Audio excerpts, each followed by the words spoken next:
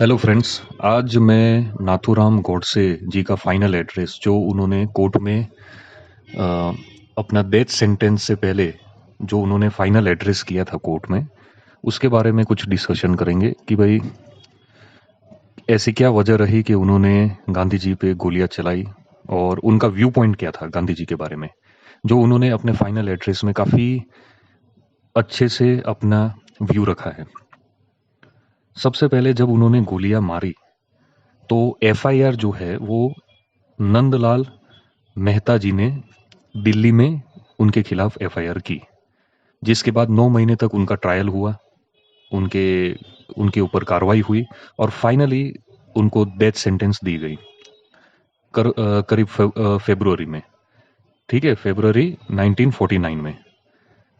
अब जो जज थे जिन्होंने ये एड्रेस में जो जजेस बैठे थे उसमें से एक जज है जीडी खोसला। उन्होंने इस एड्रेस के बारे में क्या कहा है? उन्होंने ऐसा कहा कि अगर ऑडियंस को ज्यूरी बना दिया जाए तो मेजोरिटी ऑफ द ऑडियंस अगर ये एड्रेस सुन ले जो इन्होंने नाथूराम गोडसे ने कहा तो उनको not guilty of any crime का नॉट गिल्टी का टैग दे देती उनको। सोचिए कि उनकी स्पीच ने ऑडियंस को कितना अट्रैक्ट किया होगा। तो एक जज उनकी पैरवी कर रहे हैं अपने नाथूराम गोडसे की। नाथूराम गोडसे पूरा संक्षिप्त में अपना पूरा जीवन ही उन्होंने बता दिया है इस एड्रेस में। उन्होंने कहा कि मैं एक ब्राह्मीण फैमिली से बिलोंग करता हूँ, जहाँ पे हिंदू कल्चर के बारे में इनबॉर्न एक अफेक्शन होता है। हालांकि फिर उन्होंने काफ़ी उसके हमारे हिंदू कल्चर में जो कुरीतियाँ है, अनटचेबिलिटी है, उसके खिलाफ बहुत काम किया नाथूराम गोडसे ने। और मेरिट बेस्ड जो है पीपल, नॉट कास्ट बेस्ड पर मेरिट पे लोगों को अपनाया जाए, लोगों को सुपीरियरिटी दी जाए रेदर देन कास्ट। और उन्होंने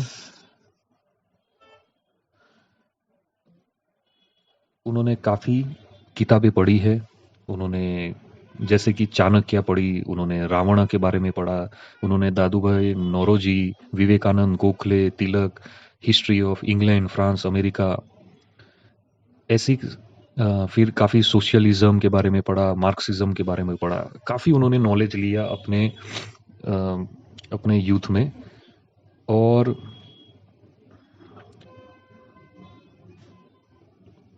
पर उनका ऐसा मानना था कि उन्होंने जो लास्ट में जैसे कि वीर सावरकर और गांधी जी के बारे में भी काफ़ी पढ़ा, और उनका ऐसा मानना था कि ये दो लीडर्स जो है इनकी आइडियोलॉजीज जो है वो काफ़ी इंस्पायरिंग रही इन लास्ट 30 ईयर्स। और कंक्लूजन ये था इतनी पढ़ाई करने का कि भाई उन्होंने लास्ट में ये डिसीजन लिया कि भाई मुझे अब हिंदुइज्म को ही प्रमोट करना है, क्योंकि जो 30 करोड़ हिंदूज रहते हैं इस देश में उनके वेलफेयर में ही इंडिया की भलाई है, ऐसा उनका निष्कर्ष उन्होंने निकाला।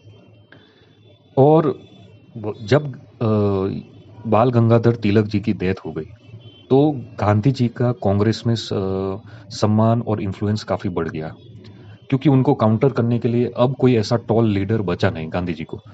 तो और गांधी जी का तो आपको फिलोसॉफी पता ही है, नॉन वायलेंस, पीसफुल वे में।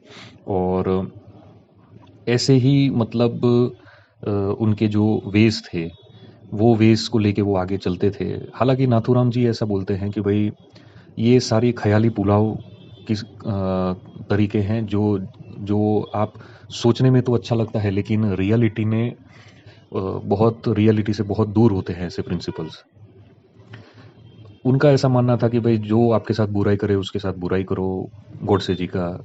और एनिमी को हो सके तो एनिमी को ख़त्म कर दो, एनिमी को आउट पावर कर दो। और उन्होंने यहाँ तक की कोट किया कि भाई हमारे जो धर्म ग्रंथ है वो भी हमें यही सिखाते हैं कि भाई कैसे हमको बुराई के खिलाफ लड़ना चाहिए। वो अपने एड्रेस में कोट करते हैं कि भाई राम भगवान ने भी रावण को मारा, कृष्ण भगवान ने भी कंस को मारा, उसी तरह अर्जुन ने भी अपने भाइयों से लड़ाई की, भीष्म को, अपने गुरु को मारा, गुरु समान को मारा। अगर ये सब गांधी जी की तरह अगर ये नॉन वायलेंस वे में लड़ते, तो क्या इन्होंने जो अभी जो किया या जो इन्होंने लोगों को मारा है, तो क्या ये सब गलत किया है इन लोगों ने महापुरुषों में? और तो गांधी जी के हिसाब से तो ये सब गलत काम करने वाले लोग हुए।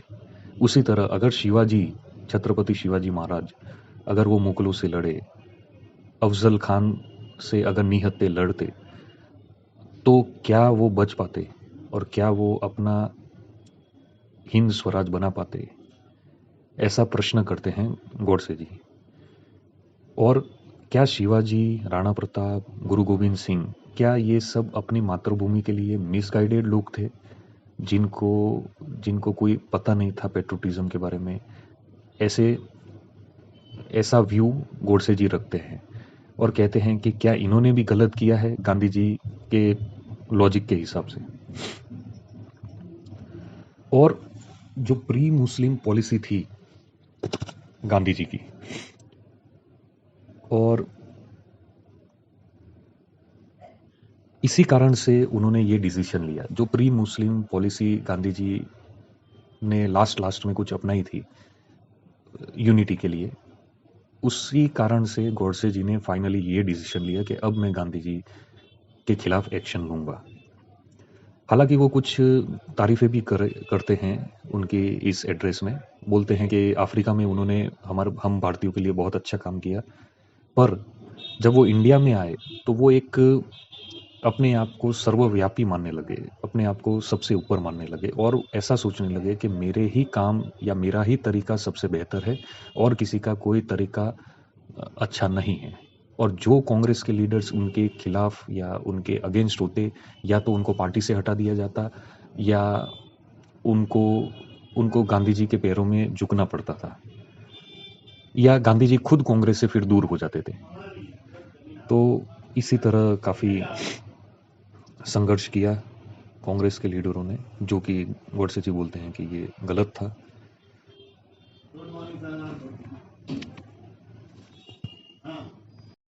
फिर गोडसे जी कहते हैं कि गांधी जी ने अपनी नेशनल लैंग्वेज के लिए हिंदुस्तानी लैंग्वेज को प्रेफरेंस दिया। अब हिंदुस्तानी कोई लैंग्वेज है ही नहीं, या तो हिंदी है या उर्दू है, उनका ये कहना था। तो ये हिंदुस्तानी कहाँ से आया? हिंदुस्तानी इसलिए आया कि गांधी जी को मुस्लिम्स के प्रति थोड़ी सद्भावना थी, इस कारण से उन्होंने एक हिंदुस्तानी भाषा को प्रमोट किया, जो कि कोई भाषा है नहीं उनके हिसाब से।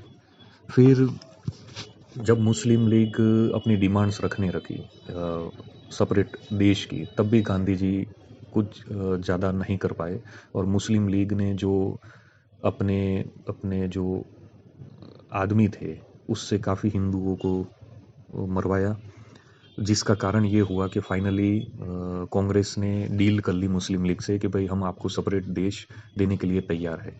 और उस टाइम पे जो वाइसरॉय थे वो वेवल थे, और वेवल भी कुछ कर नहीं पा रहे थे हिंदुओं पे जो अत्याचार हो रहे थे उस मामले में।